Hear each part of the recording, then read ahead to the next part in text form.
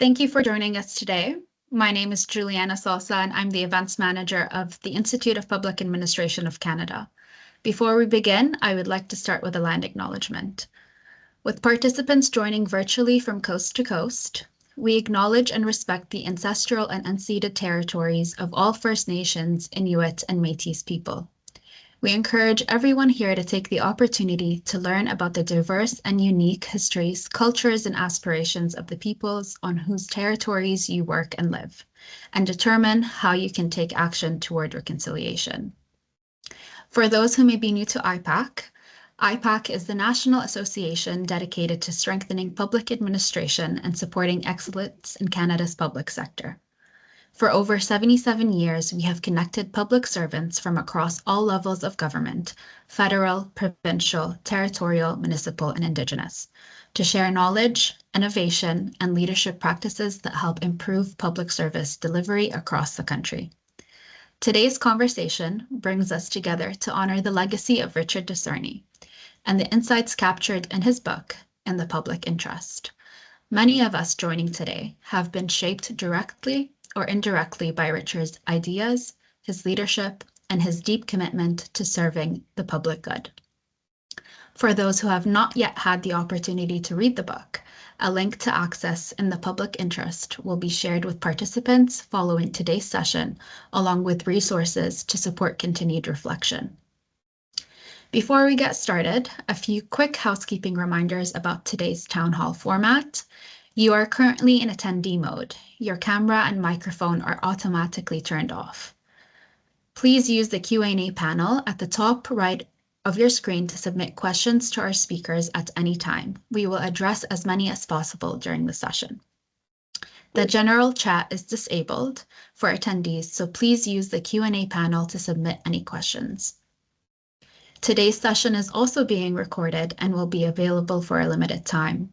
And if you experience any technical difficulties, open up the Q&A panel and select Ask a Question. Our support team will respond privately to assist you. Now, we're fortunate enough to have a remarkable panel with us today. Our panel will explore Richard's influence not only as a thoughtful leader, but also as a mentor and a champion for principled public service. Their reflections will offer practical guidance and inspiration for current and aspiring public servants navigating an increasingly complex and rapidly evolving environment. With that, it is my pleasure to hand things over to Paul Booth to begin today's conversation. Thanks, Juliana. I'm going to be the moderator of the panel today on Richard's book, In the Public Interest, and we're grateful both to the Canada School for publishing the book and to IPAC for organizing this round table. With me are three distinguished former senior public servants: Malcolm Brown, not yet on the screen, Simon Kennedy, and Marcia Nelson. And rather than have me recite their numerous accomplishments, I'll let you read their biographies. But in particular, all of us share a close connection with Richard Dicerni, either working with him directly or benefiting from his mentorship, or both. And our plan today is to organize our discussion around three themes. The first is accountability and results, and Simon will lead us off on that. Next, we'll talk about people, and Marcia will lead the discussion on that. And then finally, managing complex organizations, and we'll turn to Malcolm for that. Juliana mentioned questions. We'll plan to reserve about 10 minutes at the end to address a few of the questions from the audience, and hopefully we can catch anything that people are particularly interested in that haven't been covered in the discussion. So let me now turn the floor over to Simon to lead us off on the discussion of our first theme, which is accountability and results. Simon, over to you. Thanks very much, Paul, and it's great to join everybody today for this celebration of Richard's life and the lessons he's taught all of us. I had the chance to work with him directly as his associate deputy minister when he ran the federal industry department, and also worked with him when I was in our federal central agencies, and he was a federal deputy, kind of navigating stuff through the cabinet. And I have to say, like I took a lot away from my time working with Richard in my own career as a deputy minister, and a lot of the practices and habits that I guess have become core to the way I manage were ones that I picked up and kind of learned, working with him. Accountability was clearly one of the major ones for me. And if you talk to staff who work with me, they probably laugh because it's something that I go on about at the management table. And that was a lesson I drew directly from Richard in my time working with him. He talks about this quite a bit in the book in a variety of different contexts, but I guess I will speak to it in terms of the federal civil service context and working with him and the way that those lessons around accountability were really useful to kind of achieve results. Our process is federally, and I'm not saying this as kind of a criticism, but it's true of any big organization, but they do tend to blur things. There are a lot of actors in our ecosystem. There are ministers, there are political staff in the minister's office.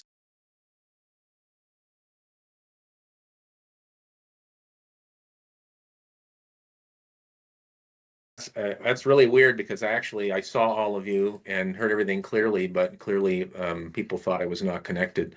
I'm not sure where we jumped off. I think the what I was talking about was Richard's relentless focus, I guess you could say, on accountability, and basically the précis of what I was trying to say was that in our public service, and at least at the federal level, there are many actors who can reach in and touch a file, and our system tends to reward almost the blurring of accountabilities. There are many actors who feel they have a say and would like to weigh in, and the failure to actually try to ensure some accountability for results, can result in things kind of spinning and endlessly being consulted, and various players can block the movement of a file even though they actually have no real responsibility for it. And when I worked with Richard, he was very deft, and actually this was like a major theme of our work together about trying to ensure that there was accountability for how the ministry functioned, how it related to central agencies. And it was, in some cases it was very simple. So for example, you couldn't just have a political staffer. They have a very important role, but they couldn't just kind of call into the department and talk to whoever they wanted. When the minister's office calls and talks to somebody junior in the department, often people might think, oh, this is a big deal. I better drop everything and listen. And I'm getting new marching orders from the minister and that sort of thing. So Richard would say, well, obviously we need to have a flow of communication, but we have to have the channels be appropriate. And so, inquiries from the minister's office had to be, first of all, the DM's office had to know about it. Second of all, there needed to be somebody senior down in the department in each branch who would be the designated recipient of these inquiries and requests, so that there was some order brought to the lines of communication. The other thing I remember Richard vividly doing in management meetings and elsewhere, we'd be sitting in a meeting, and some senior executive at the meeting would breathlessly say, the prime minister's office wants us to do this, or the privy council office wants this. And Richard would kind of say, well, that's really interesting. Who in the prime minister's office? Who in the privy council office? Where is this request coming from? And frequently, if you couldn't actually specify where it was coming from, or if it seemed to be something that emerged out of the ether, he would just say, well, until there is some sort of official communication, I think we just have to take this under advisement and continue on the path that we're on. So I would say, and a big takeaway from me was the importance of understanding what your responsibilities are, understanding what the roles of others are, and to the extent possible, keeping those swim lanes, from crossing over regularly without some sort of discipline. At one point, I was actually working with Richard as his number two at the industry ministry, and I was assigned this responsibility to help negotiate this border security agreement with the United States. And this was like a big deal. I was going to travel with the prime minister to Washington, but it was also quite intimidating because I was in relative terms in Ottawa, a more junior deputy. And there were other deputy ministers, senior deputy ministers running our national security agencies. There was the prime minister's foreign policy advisor. The clerk obviously is the prime minister's principal advisor, and yet I was given this job to go negotiate this agreement. And Richard gave me really good advice that the very first thing I should do is I should establish with the clerk and with the prime minister and his team what the accountabilities were. What was my role? Who did I report to? What was my relationship relative to these other very senior actors in the system? So that, when I'm attempting to advance this objective, I'm not constantly being pulled in 50 different directions, because in effect I'm the most junior, even though I'm the lead negotiator. In rank terms, I'm the most junior member of the team. And we did that. We spent a lot of time and actually got the agreement of the clerk on a very robust set of accountabilities that basically gave me a kind of principal role to move the file forward. And I attribute, we were eventually able to get agreement with the contributions and support of the Ottawa community. But I to this day think I probably would have driven the thing into a ditch if we hadn't spent the time at the front end understanding who was doing what and getting those accountabilities clear. The last thing I guess I'd say, Paul, was Richard was very focused on delivering results. Again, this is a big theme of the book, and I'll just a little anecdote, but I can recall a time when I was working at PCO in the Privy Council office. That's basically the department that serves the Prime Minister, in a fairly senior job. And I was asked to call Richard and explain that there was this keen desire to have some sort of presentation at Cabinet. So I called, he's the deputy. At this point, I'm in PCO. And I explained to Richard, listen, there's a strong desire to have you, drop everything and produce this presentation to Cabinet. And Richard, in a very kind and gentle way, said, well, that, okay, but I've got these 10 other things we've been asked to do. And in my judgment, those are much higher priorities. And a little bit, as I was saying earlier, where did this request come from? And if it's that important, I think that, perhaps the clerk could, indicate that, or there could be an official communication to my minister, because in a very polite tone, it's really not sufficient that we just add this as a top priority when we have clear marching orders without some more official signal that this is something that I should be spending my time on. So it's and I kind of hung up and was amazed. Like, usually when the PCO calls and asks for something, everybody jumps up and down and does it. And Richard, I think, was, he understood what it meant to be a chief executive, and he was very courteous and polite about it, but kind of made it clear that if really this was a top priority, there needed to be a more senior level discussion to reorder the list of things he was working on. And I think that kind of, discipline probably came from running, OPG and having these really consequential operating jobs where taking your eye off the ball actually could have really profound consequences for people. And that was another major takeaway from me, was the profound importance of actually keeping in sight what you needed to do, and trying to be not ruthless about it, but to the extent you can, turning the noise down on things that were less important and finding clever ways to do that. So anyway, those are two takeaways, Paul, from me from my time working with Richard. I guess I would just add, I'll turn to Malcolm and Marcia for a comment, but one of the things that struck me working with Richard was his common approach to results, in the sense of what is actually going to change when if we're successful in this. And I can remember telling him and listening to colleagues tell him, well, we will have done this and we will have done that. And he really wasn't interested in activity. He was interested in results. What would change if we did that? And that's certainly a lesson that I took from him. But I don't know, Malcolm or Marcia, anything to add on our first theme?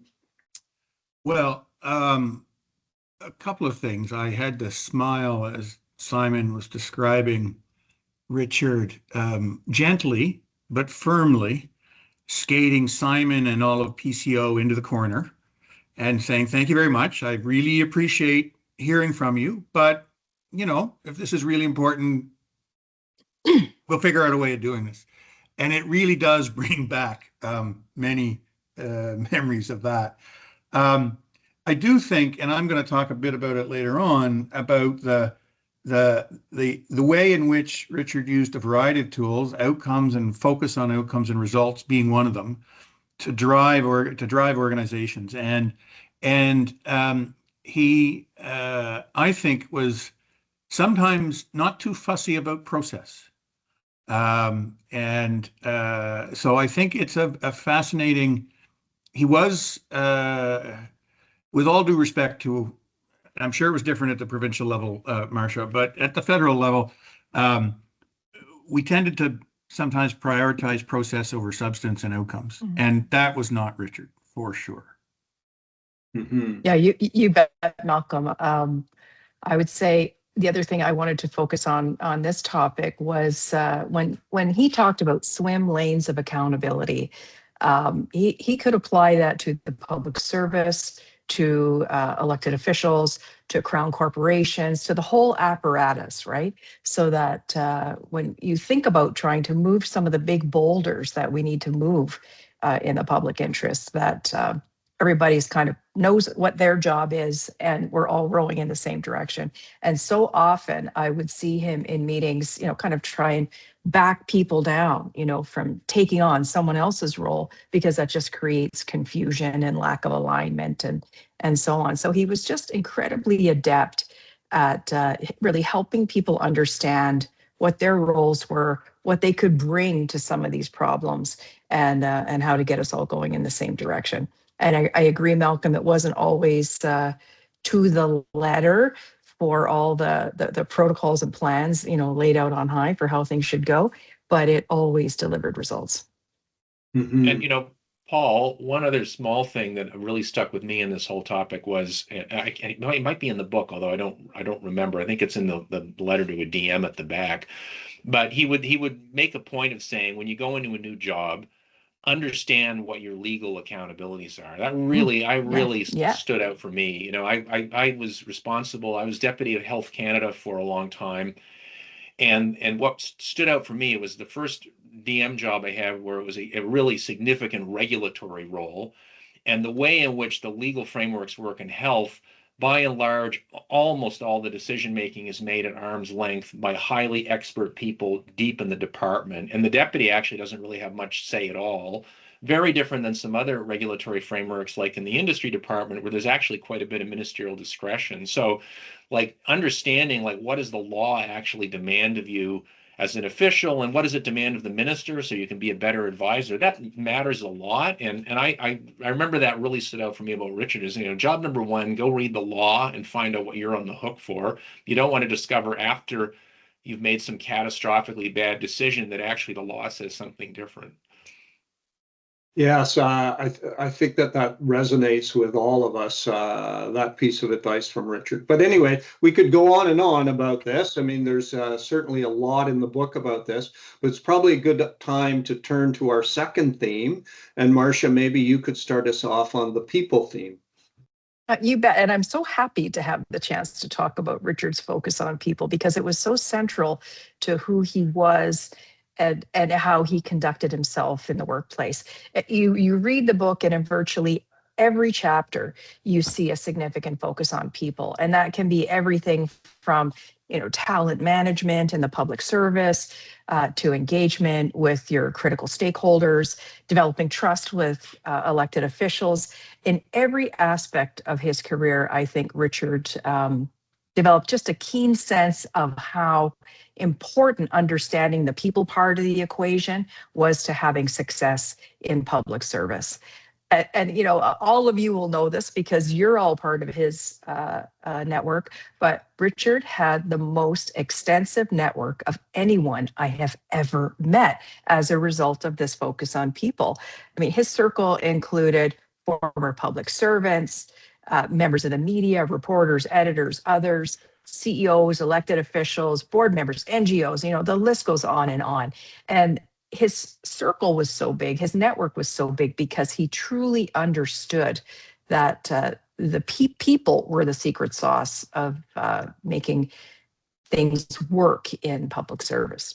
And I would say Richard's experience in Alberta really put this philosophy to the test, because as I understood it from working with him, when he came to Alberta, the only person he knew in the Alberta government was the premier who had asked him to take that job. Now, of course, he knew lots of people in Alberta, from his time as Deputy Minister of Industry. So he knew lots of CEOs and academics and others. And of course, Paul, he knew you and lots of folks.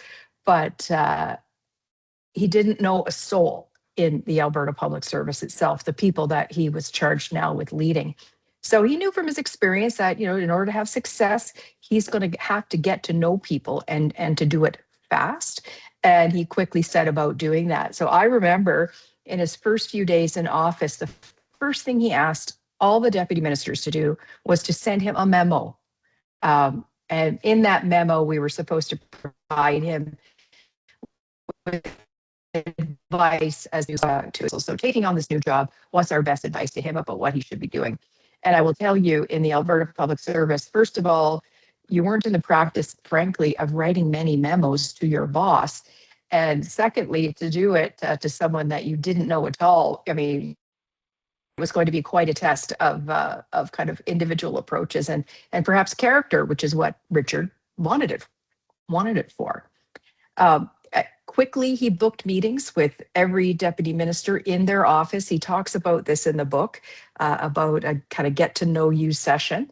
And that he followed that up with a series of meetings with kind of groups of deputies and kind of groups of 4 or 5 to talk about emerging issues. And then he even followed that up with meeting with all the ADMs at their regular meetings, and then doing kind of these series of meetings with groups of ADMs. And the whole point of this for him, I think, was to get a sense of who the leaders in the Alberta Public Service were, what their talents were, where he might be able to use them on key files.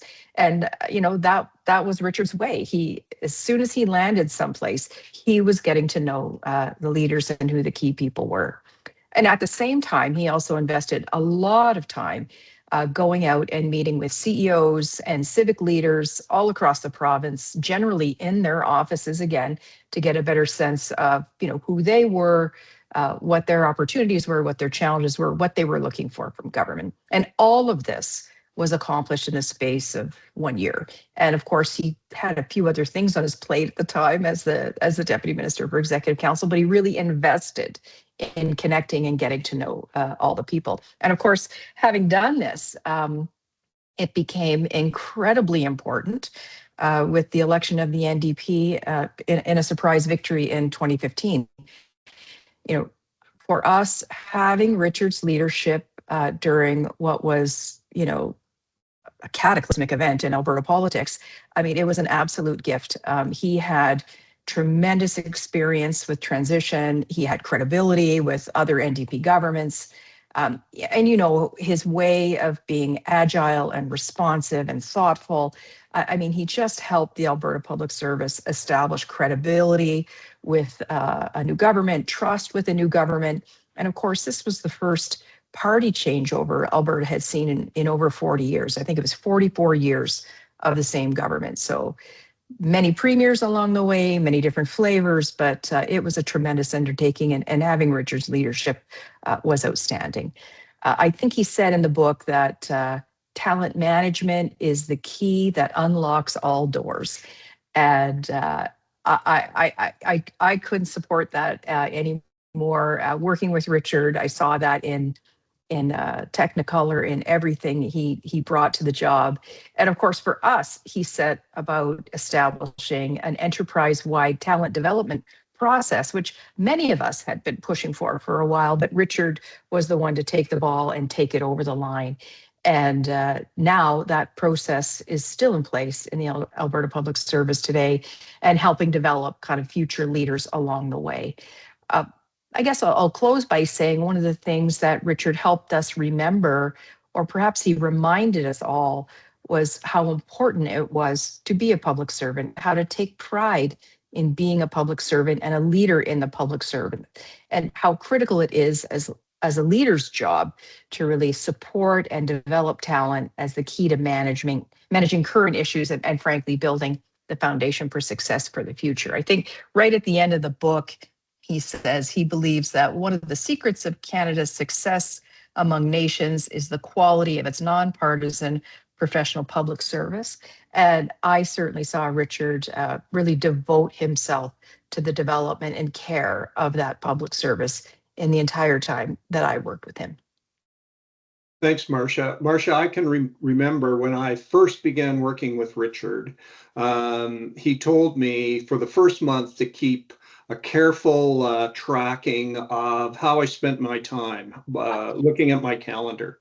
And I went back to him at the end of the month and I said, Richard, something must be wrong. I'm spending 25% of my time on personnel and, broadly speaking.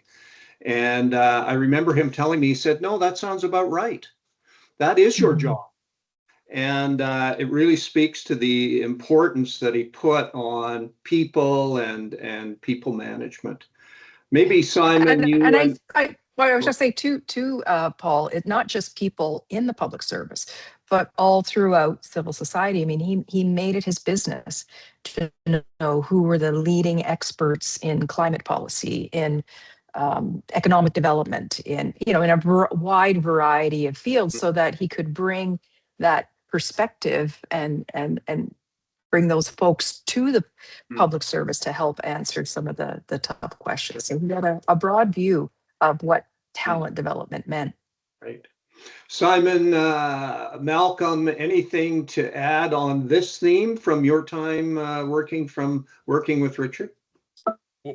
Well, I'd say I mean, the book is really, I mean, it's really interesting to me reading the book because first of all, I have all these connections now of all these people I've worked with over the years, and they all these paths lead back to Richard, which is a bit weird, kind of, after the fact to get the forensics and all these relationships. But at any rate, it's pretty clear there's this dawning, realization from the time he's, in his 20s and building his first teams about how much people matter. I think what I would say, I mean, I took that away as a major learning from Richard, but more importantly, like the kind of tricks of the trade or the kind of tradecraft about how do you actually turn this conviction that people are really what matters to, build great organizations and to get things done. How do you actually turn that into reality? And there were some things that really stood out for me from my time working with him. One of them was the amount of time he personally invested in thinking about the leadership cadre of the department we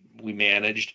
And in fact, to the point, and I don't know, Paul, you may remember this, I'm sure he was doing it when you were working together, but I remember a meeting every couple of weeks, like clockwork, with the head of human resources, and we would have this big chart basically, and we would know about every upcoming vacancy. We would know about all of the people who are struggling. We would know about the high flyers, and you would typically have at least one, if not two levels down, like who is a natural replacement, who is waiting in the wings.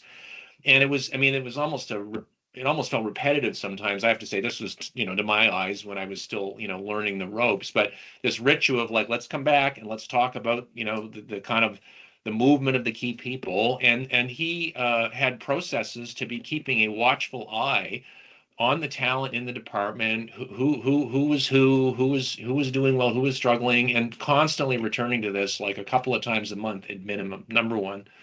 Number two, I remember vividly because it has not been my experience in government anyway that many other senior executives were as thoughtful about it as Richard was, but to think in terms of this, like explicitly in terms of the skills and competencies of the executive team. And I can actually, I won't name names because we're on a webinar that's public, but I mean, he would sort of figure out that someone had a really interesting set of skills or something, and it might wind up suggesting that their next promotion be into a role that you would never imagine would be the next logical step for them, right? If you're a policy guy, every or gal, every promotion is going to be into some policy job. And he might say, you know what, actually, they're really good with people and their long-term trajectory is probably not in corporate, but actually, I think I'm going to see if that person is going to go be head of HR for a couple of years because you know what? They're going to develop these skills. They're going to be really useful. It's going to expand them in ways that are important. And they have a skill set that can be really useful there. And then when they've done that, then we'll bring them back in and so on. So he was, and that was, I mean, there were multiple examples of people maybe going into a job that was unorthodox, but it's because he sort of saw below the CV, I guess, to the competencies and skills, and also had thought about what kind of development needs they would require. The other thing I would say would be he thought a lot about, what the institutional needs were in the different jobs. Like one of the major roles in the industry department was running the spectrum operations, the big regulatory machine in the industry department. It's like 1,000 people. It's a very technical area where there's a lot of engineers and people with deep technical knowledge. And I remember his view was you need to at all times have at least, one backup in case the senior executive running that organization gets promoted or leaves or whatever, because it's not the kind of role you just want to be dropped into without any kind of background or training because of the depth of technical expertise and the breadth of the responsibilities.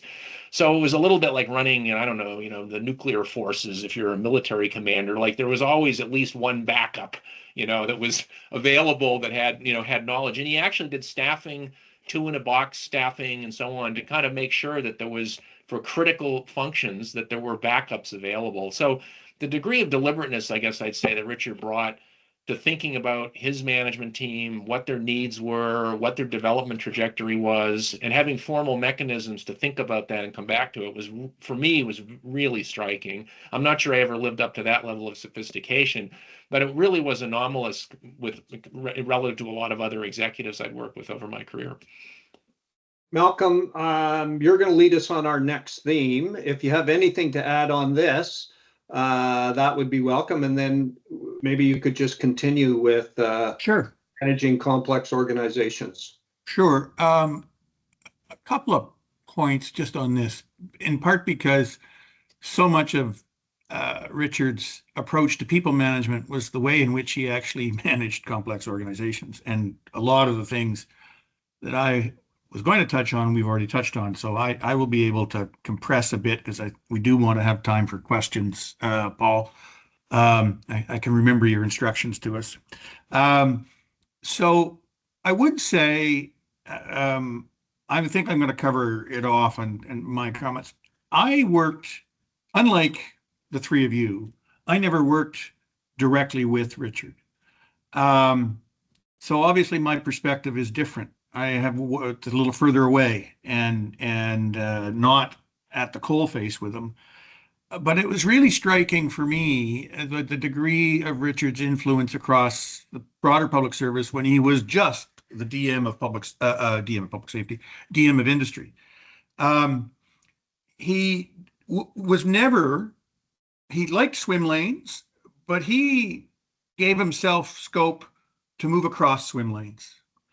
And but he did it in a way I can recall bosses who had outreach from Richard, and they were never quite sure what was behind this at first until they began to realize that he was seeing how they were doing, felt they needed support. And in the federal public service, that wasn't a common practice. And it speaks to, and lots of people, there were dozens, hundreds of people who benefited from that, not just at the deputy level, but at other levels in the public service. And that was one thing that struck me, even from a distance. You could see that. I can recall one deputy who was off to have lunch with Richard, and they were wondering whether, someone was having Richard be the emissary to say, you need to do X, Y, and Z. And no, it was a lunch with Richard who was checking in because they thought the person was pretty highly stressed. And are you okay? That had a profound impact on that person's relationship with themselves, but also with Richard. I got to really know him well when I retired, and he had already retired. I retired. He had already retired, and I was the Deputy Minister of Public Safety. And we talked a lot. This was my first, I'd worked in big complex organizations, but I never led them before in quite the way. So one of the first places I went to was, Richard, I'd like to chat with you about how you run big portfolios, not just a department, but several big agencies. And in my case, the agencies were multiple the size of Public Safety Department, RCMP, Corrections, CSIS, and CBSA. And so we were a little bit, I can recall sitting with him and saying, so I kind of feel like I'm the tail while trying to wag these big dogs. And the first place he started, Simon, you're bang on, was accountabilities. Find out what your legal accountabilities are. He then proceeded to tell me the approach he took at industry, which we then had a conversation about, because he took a fairly directive approach, aligned with the minister, and got the minister to work with him to basically say, you need to coordinate the portfolio and obviously the things within the department through my portfolio deputy, Richard Dicerni. And so we talked about that, and he gave strong advice that I should do something like that. And then we talked some more where we began to realize legal authorities. And I had no legal authorities over the RCMP, over CSIS, except in one instance, and that's signing warrants and on. And then his advice shifted a bit, and it was extraordinary about the subtle tools that he told me to think about. One of them was people. Some of the people in my own department, obviously, he gave me lots of advice about empowerment. I've not heard anyone talk about empowerment. We've talked about it implicitly in today's conversation, but he really focused, and his strong advice to me was be really clear with people about what you want them to do, set out the accountabilities, which Simon has talked about, but then get the heck out of the way and be informed, but don't micromanage. And he then took me through the journey on how I could apply that to an environment with a portfolio where people who are not appointed by me, they're not appointed by the minister, they're appointed by the prime minister and indirectly by the clerk. And some of them were more senior. And so lots of learning how to pull levers that at first glance don't seem connected to anything, but are in fact indirect sources of influence. And then we talked about outcomes, and I'm not going to repeat the conversation we've already had on that. It's very clear on that side. We then had a conversation around structure. And Richard wasn't afraid to reorganize organizations, and he was often quite free with advice about structure. But one of the key pieces of advice he gave me on this point, and I think was really insightful, was don't reorganize to make the organization a reflection of your idiosyncratic behavior. Make it so it works better and test that. And don't just live through the ego stroking exercise of reorganizing a department to benefit you in the short term and leave all the high transactional costs to your successor. And so I think that was another piece where he was essentially saying, think about structure, but be really focused and really disciplined about how you tackle it. I think the final thing I'll say, because I am just watching the clock, Paul, is that a bit of an echo of what Marcia was saying about Richard's network and curiosity. He was always asking people what they thought. And he did it the same way if you were in the same degree of sincerity, if you were a senior corporate executive or if you were an analyst in his department. I saw both. I can recall being asked my views about things. He always responded thoughtfully, even if he thought what he was hearing was nonsense. And I can say in some instances, I'm pretty sure what he thought I was telling him was nonsense. But that was a unique skill, which I think empowered the people who worked for him. It gave them respect, and it made his big organizations run better. And I think it's a lesson we can all take. I tried to apply in my own experience running public safety. So I'll stop there, Paul. Yes, I mean, one of the things that my experience with Richard and complex organizations started, like Simon, in industry department, which is a very big portfolio and lots of different things to do. I mean, there are astronauts, there are lots of engineers, lots of lawyers, and I think that one of the things that I learned from him and then took to Environment Canada when I went on to be deputy there was the importance for the portfolio deputy to play a coordinating role. Not to boss around the heads of the other agencies, but to be helpful to them in understanding what the minister wanted, and to be helpful to the minister in understanding what the Crown, the portfolio organizations were doing and the implications it had for him or her to the way things would go forward.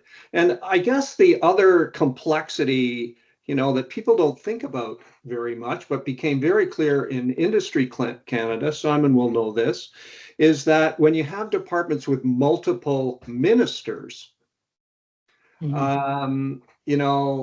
coordinating between ministers is also a job that, that's a very important role. And Richard started that by treating all the ministers that he served and the department served respectfully and seriously, and making sure that their individual needs and concerns were addressed. So that was another part of complexity that I think he was very good. I have to jump in because I was in my notes, but in the interest of time, I probably shouldn't have skipped it. His core piece of advice in managing portfolios was make sure you're the last person the minister speaks to, and make sure the portfolio knows that. And it was a subtle point, but I think really very powerful and very clever and very Richard-like. Wasn't big and splashy, but just make sure everyone knows that in your role as portfolio deputy, the minister will turn to you and say, "What do you think, Paul, Marcia, Simon?" And very simple. And that in some ways was sort of the brilliance of Richard. Sorry, I had to Sure. share that. No, I appreciate that. Marcia, maybe I could just ask you, I mean, one of the things unique about your work with Richard was he was Deputy Minister of Executive Council. And so he had not just lots of deputies, but lots of ministers. Maybe you could just tell us a little bit I was about going to jump in on that. Yeah, I was going to jump in on that, Paul, because of course, in the role as Deputy Minister of Executive Council, or federally also the clerk, he has whole of government responsibilities, and I worked with him as his associate at that time, and I think it was a step he always wanted to take, which is what drove him to accept the role from Premier Prentice when asked. And it was a challenge. So this was a whole new place for him to have that complete oversight. And he brought many of the tools that he used in many of his previous jobs. So first and foremost, I think you said it, Paul, he got to know all of those ministers, including the premier was his boss, but he got to know all of the ministers individually and quite personally. And each of them had, some professional responsibilities, but also personal challenges, right? In becoming cabinet ministers for the first time. And I know all of them very much appreciated his connection, honestly, his mentorship in helping them understand their roles and to be able to execute on them better. He got to know all those deputies individually. He, brought this, I think, view of government where people are accountable for work. That's why they're hired. That's why they're paid. Oh, the big bucks you get paid in the public service because they have jobs to do. And so he didn't want to do their jobs, but he helped set the right conditions for people to be able to deliver. So very much that empowerment model to how deputies work. And he also spent considerable effort in ways that I don't think we had done very effectively before to coordinate at the executive council level a view all across government of where priorities were heading, what operational issues were emerging, and trying to lay some hands on those issues to make sure that I think at one point we were talking about having launched 1,000 ships, and now they all did need to be brought home to harbor. So how do you go about doing that? And he was very effective at bringing those tools to bear to help us as an overall government achieve what government hoped to achieve. And I know the two premiers that worked with him in Alberta carried very fond memories of that time working for him, not just because he helped them, personally in their roles, but because he helped them deliver the results that they had been elected on to the Alberta electorate. Mm-hmm. Mm-hmm. Well, we could continue on this theme as well, but I think the time has come for us to have some questions. And maybe, Juliana, I could ask you to come back and give us some questions for the panel. And maybe I'll ask Simon to take the first one because it's his turn. Absolutely. So we actually have a couple of questions. The first one that I see is in regards to accountability. And the question is, what accountability habit have you learned from Richard that best helps people own mistakes without losing trust? Well, I guess there are a couple of things. I guess my takeaway from Richard was accountability became a key theme for me when I would manage a department. And so, when people would come and they would explain that they had been, pulled off into some blind alley because they'd spoken to somebody else and so on, if that was kind of an inappropriate diversion because they're taking instruction from people who are not supposed to be giving them instruction, I would sort of gently steer them back to that's not, your accountability is to this. And, you can be listening to those folks and taking their views under advisement, but you don't work for them. Actually, you're, working for me or you're working for so-and-so. And so like just gently returning over and over again to this theme of what your accountabilities are and what you're supposed to be doing and in fact, kind of who's in charge of what. So it's like the swim lanes idea of not, big organizations tend to blur that, and there's an enormous incentive for people to want to reach in and have influence but not necessarily own the outcome. And so trying to maintain a sense of discipline, I think, is something that I learned from Richard and I've continued to come back to in my role as a DM. Consistent with that, the issue of what happens when something goes sideways and so on, I at least, again, I feel this was a learning from Richard. I always tried to, reinforce the point and to try to live this, which was that if you're, in a sense, following the accountabilities, if you're proceeding in the manner that's been agreed, like let's say that we've agreed on a course of action at the management table, and then you pursue it and it doesn't work out, well, as the executive manager, as the deputy minister, that's on me. I'm the accountable officer. And so I can't really be accountable if you've run off and gone rogue and done something, or if you haven't really, stayed within the structure and you've taken direction from somebody who's not accountable. But if you're kind of following the process, I hate to sound bureaucratic, but it's like, if this is something that's been a shared agreement that I, as the deputy minister, have kind of agreed makes sense, well, then if it goes sideways, I own it. So I think it's fair to say, and I always felt this with Richard, I was never in a position where if things went sideways, I was going to be under a bus somewhere, and then Richard would be explaining that, it was all Simon's fault. I think the management team felt that they had, in a sense, the cover of the deputy minister, and they had the kind of, the freedom.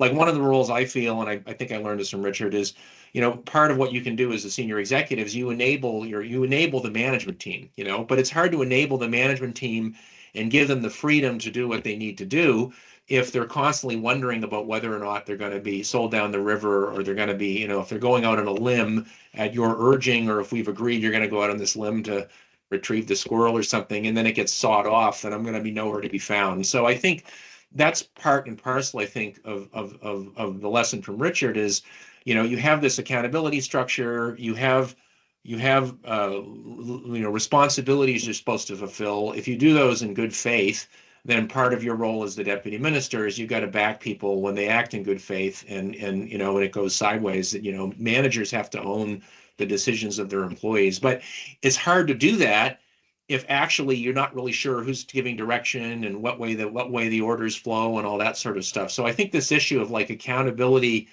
is both about making sure that you have effective delivery of results, but it also has to do with owning when the results aren't produced and something goes sideways. And I think that's I guess what I would say to people is that if you're going to be thinking about accountability, then you need to also be thinking about what your role is as the manager if something goes sideways and doesn't work, and you know, and the need for you to own that. Because if you're not going to own it, people are going to behave accordingly. They're going to be covering their butt, or they're going to be hedging all of, you know, they're not going to be doing as best they can. They're going to be thinking about how to cover because they don't have any, you know, protection. Juliana, I'll just remind Simon, and probably Marcia knows about this too. Richard came back from a trip to Europe once when I had been managing a file that was being less than totally successful. And he had a famous photograph of a train that had gone through the end of the train station. Yes, yes. And he came into my office and said, so this is your train wreck that we're working on now. And we had a great laugh about it. And he gave me some advice on how to manage it.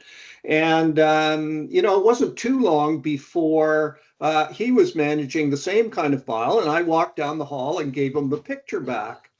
And it was kind of a way of just telling me that we were going to hang together or hang separately. And Richard was always a person who, as long as you did your job to the best of your ability, he was ready to hang together. And I think that that is a very important lesson from Richard about accountability. And that is people are accountable for their work, but as the senior leader in the department, you are accountable too. And that was just a great lesson for me. I know that he used the same system with Simon and maybe also in Alberta, but it was a great way Oh, yes. of creating that point. Yes. He did hang it right behind his desk, just like the picture behind me here. That there was that train going off the track, and we often had conversations with folks about that. Juliana, you said you had a couple of questions. Give us another question. Maybe Malcolm could start it off. Absolutely. So one of the other questions that we received was in regards to how did Richard deal with reducing the temperature and refocusing people on decisions, and how could public servants now replicate that in their own leadership practice? An interesting question. I think my colleagues, I have a couple of points I'll make, but I think my colleagues who worked directly for Richard will want to get in on this. So I will try and keep my remarks short. Yeah. One is Richard, I was part of some complex, challenging conversations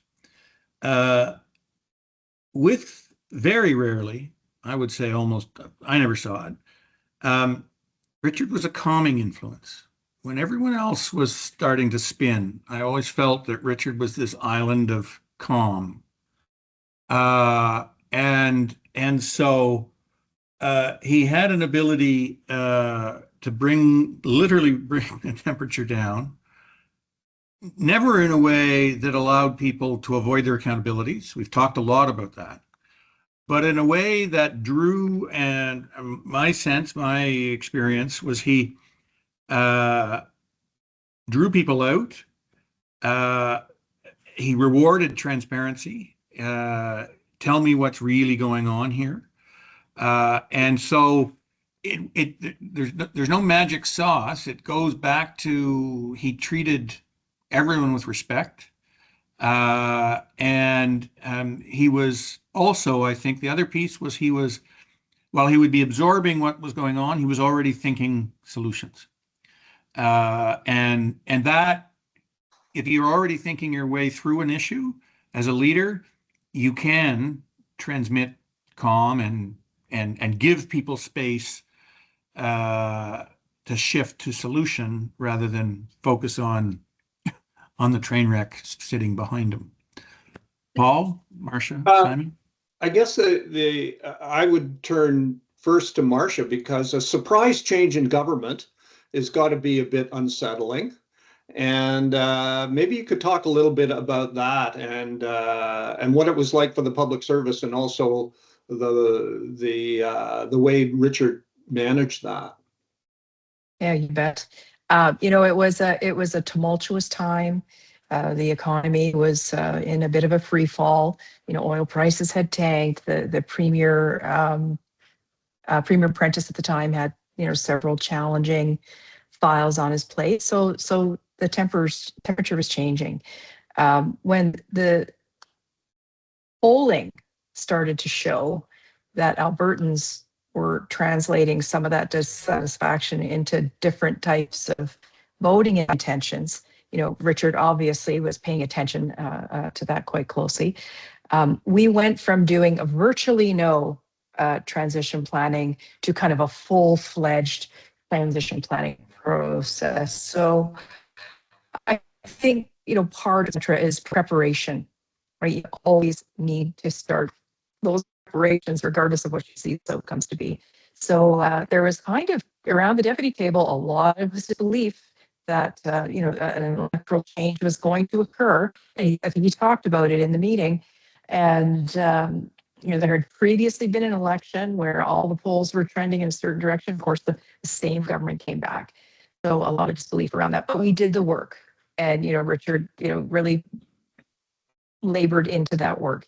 He also took the opportunity to extend through his network, the message that he would be open to an approach from the opposition to basically get a briefing in the same way that you would do in the federal system. So he did that work. He connected with the chief of staff, Brian Topp, quite early in the process, and then established that foundation of a respectful, professional, trusted relationship. And I guess what I would say when you talk about bringing the temperature down and dealing with tumultuous times, having done your homework, getting prepared, establishing some of those relationships that you may need to lean on in the future, and doing that early. Those were all skills that Richard displayed in great color during the transition. He gave excellent advice to the incoming government, how to structure themselves for success. And he invested quite a bit of personal time into getting to know many of these brand new elected officials, none of whom had ever served in a cabinet government, one of whom had actually worked at the municipal level. So this was a very green group. And he spent the time to get to know them, their issues, and kind of help support them. So it brought really all of his talents to the fore, managing complex organizations, dealing with people, understanding the kind of the political, administrative accountabilities and so on. And he helped set us up for success with the NDP government over the long term. Juliana, I think we're at the end of our time. So maybe what I'll do is just say thank you to my colleagues for a very interesting discussion.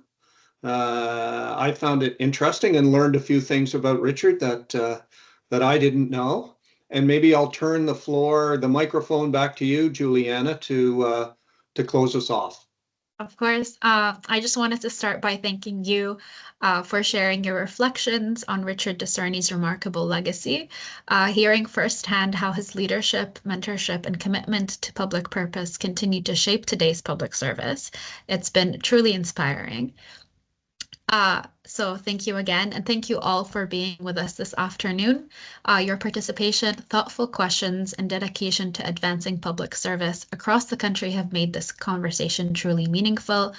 We will be following up with all registered participants shortly with a recording of today's session.